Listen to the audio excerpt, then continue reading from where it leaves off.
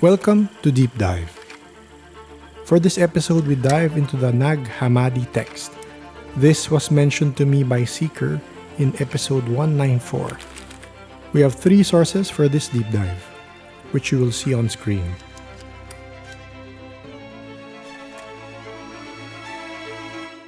Magandang araw sa iyo. Handa ka na bang sumama sa amin sa pagsisid sa isang koleksyon ng mga sinaunang kasulatan, mga sulatin na, alam mo yun, puno ng mga kakaibang pananaw? Tungkol sa Diyos, sa mundo, pati na rin sa ating sarili, di ba? Oo. Ang pag-uusapan natin ngayon ay itong Nag Hammadi Library. Ito yung mga natagpuan sa Ehipto noong 1945. Parang nagbukas ito ng bintana sa Gnosticism. Tama ka dyan. At itong mga dokumentong ito, karamihan Coptic pero pinaniniwalaang salin lang mula sa Griego. Mga ika-2 hanggang ika-4 na siglo siguro. Grabe, ang tagal na. Oo nga eh. Ang hatid nito ay mga pananaw na iba talaga sa nakasanayan nating tradisyon. Ang gusto nating gawin ngayon ay himayin, no? Yung ilang mahalagang ideya mula rito. Sige. Umpisahan natin siguro dun sa pinakasentro, yung gnosis. Ano nga ba ulit ito? Hindi raw ordinaryong kaalaman lang. Hindi talaga. Ang gnosis, ito yung parang special, personal at direktang pag-unawa. Pagkamulat kumbaga sa banal na katotohanan. So hindi lang basta information na nababasa? Exactly. Mas dito yung panloob na karanasan. Yung pagtuklas mo mismo. Higit pa sa bastang maniwala ka lang o sumunod sa doktrina. Sabi nga sa Ebanghelyo ni Tomas, isa sa mga sikat na teksto dyan, Ano daw sabi? sinumang makatuklas ng interpretasyon ng mga salitang ito ay hindi makakaranas ng kamatayan. Malalim, di ba? At konektado ito sa pagkilala sa sarili. Pagkilala sa sarili. Paano yun naging susi para saan? Para sa kaligtasan ayon sa kanila. Sabi pa rin sa Ebanghelyo ni Tomas, kapag nakilala ninyo ang inyong mga sarili, kayo ay makikilala.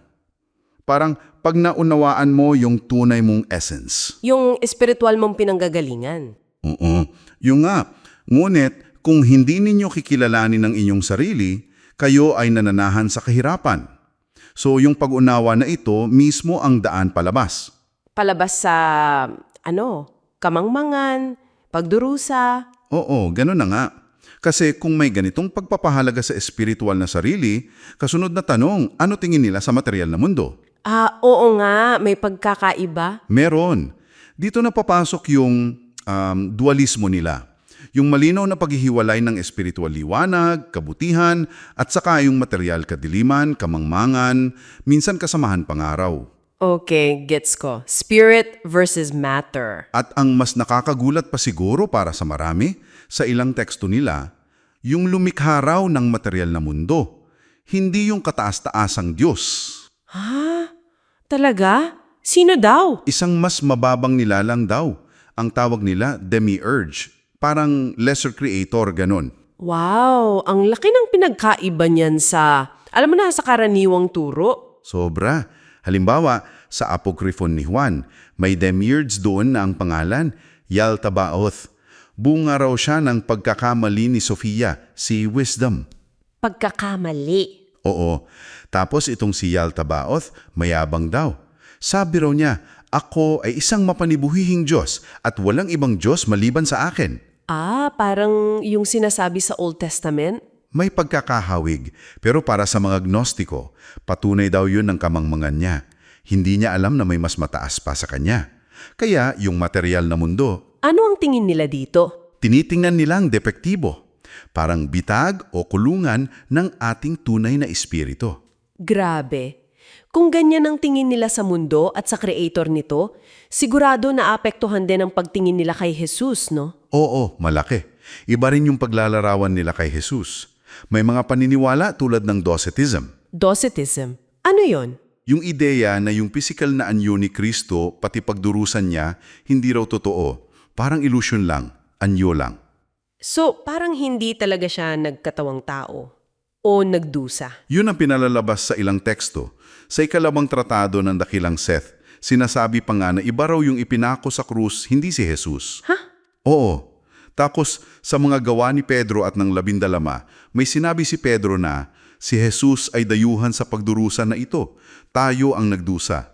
Radikal talaga, di ba? Kasi kung ilusyon lang yun, anong ibig sabihin ng sakripisyo? Oo nga, no? Nakakalito. Bukod kay Jesus, sino pa yung mahalaga sa kanila? Nabanggit mo si Sofia kanina. Oo, si Sofia, karunungan. Madalas importante siya sa kwento ng paglikha. Minsan siya yung nagkamali kaya nabuo yung depektibong mundo o si Demiurge. Interesting. May babaeng divine figure pala na central. Meron. Tapos may konsepto rin sila ng 3 uri ng tao. Nasa tripartite tractate yata yon. 3 uri? Ano-ano yon? May espiritual daw, sila yung sure ng maliligtas kasi may natural na koneksyon. Tapos may psikiko o pangkaluluwa, nasa gitna sila, pwedeng maligtas, pwedeng hindi. At yung pangatlo? Yung material o makalaman. Sila yung nakatali na raw sa material na mundo. Parang wala ng pag-asa. Medyo harsh yung dating, no? Oo nga. Puro kosmolohiya at mga divine beings ang usapan. May mga turo din ba sila para sa, alam mo yun, pang-araw-araw, practical advice? Meron din naman. Madalas may diin sa asceticism, pagpipigil sa sarili. Lalo na sa mga pagnanasa ng katawan. Kasi tinitingnan nila itong hadlang sa paglago ng spiritu. Parang pag-aayuno, mga ganon. Oo, mga ganong klase. Yung aklat ni Tomas na makikipagtunggali, nagbababala raw laban sa apoy ng pagnanasa. Pero may mga payo rin. Tulad sa mga turo ni Silvanus, alamin mo ang iyong kapanganakan, alamin mo ang iyong sarili. Parang bumabalik ulit sa self-knowledge. Oo. At saka, huwag kang maglalagay ng masamang hangarin sa iyong paghatol. So, may ethical dimension din. Okay, so itong mga gnostiko, masasabi ba nating isang organisadong relihiyon sila noon? Parang sekta ba? Diyan medyo komplikado. Kasi yung tawag mismo na Gnostic, madalas galing yan sa mga kritiko nila. Hindi sila mismo yung gumamit niyan para sa sarili nila, generally speaking. So label lang pala. Parang ganon. At itong mga teksto sa Nag Hammadi, nagpapakita ng napakalawak na pagkakaiba-iba ng paniniwala. Hindi siya iisang sistema lang. Maraming versions, kumbaga. Maraming grupo, maraming paniniwala. Sila yung kumakatawan sa iba't ibang sangay ng sinaunang Kristyanismo na eventually itinuring na heretical o mali nung lumalakas na yung ortodoksong simbahan. So yung pagkakatuklas sa Nag Hammadi, parang pinakita lang kung gaano ka-diverse pala talaga ang Kristyanismo noon? Tama, hindi monolithic. Kaya para sa iyo na nakikinig, itong Nag Hammadi Library, hindi lang siya basta lumang papel. Para siyang paanyaya na sumilip sa ibang paraan ng pag-isip tungkol sa espiritualidad. Mula sa pagpapahalaga sa direktang kaalaman, yung gnosis, hanggang sa pagiging critical sa material na mundo. At yung mga kakaibang interpretasyon nila sa mga kilalang figures tulad ni Jesus. Oo. Kaya bilang pangwakas na palaisipan siguro para sa iyo, kung ang susi pala sa katotohanan, ayon sa kanila, ay isang espesyal na kaalaman na hindi para sa lahat o para lang sa mga handang maghanap nito ng malaliman, ano kaya ang epekto nito sa pagbuo natin ng mga komunidad ng pananampalataya? Magandang tanong yan. At sa sarili mong paglalakbay, paano mo tinitimbang yung halaga ng kaalaman na natutuklasan mo kumpara sa pananampalataya sa mga bagay na marahil hindi pa natin lubos na maipaliwanag o maintindihan? Isang bagay na mapagninilayan nga. Hanggang sa susunod nating pagtatalakay.